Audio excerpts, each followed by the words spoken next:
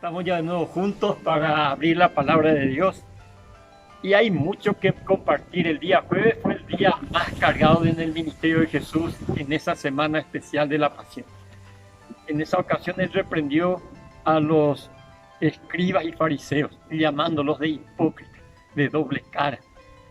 Y los reprendió de tal manera, le dice: ustedes priorizan los sepulcros de los profetas, lo adornan, cuando en realidad su propia familia de ustedes fueron los que mataron a esos profetas.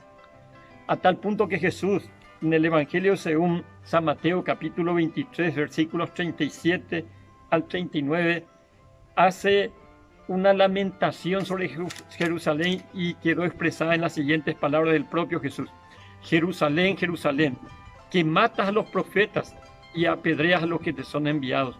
¿Cuántas veces quise juntar a tus hijos como la gallina junta a sus polluelos debajo de sus alas, y no quisiste?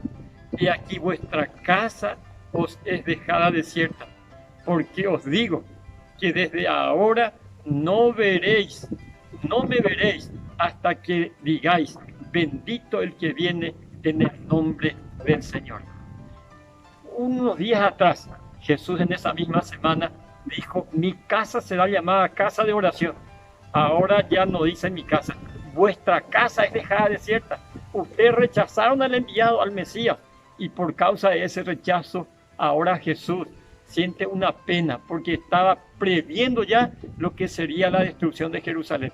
Porque en el capítulo 24, un poquito más adelante de lo que leímos, Jesús ya está hablando de la destrucción inminente de Jerusalén, que se dio en el año 70 con el general romano, general Tito.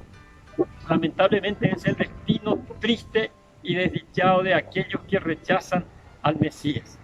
Por eso, en este momento, la reflexión es: el Señor nos convoca y nos dice: yo quise juntarle a ustedes, yo estoy queriendo juntarlo a ustedes, como la gallina junta a sus polluelos. Sin embargo, ustedes no quisieron. En aquella ocasión fue impactante en la vida de Jesús.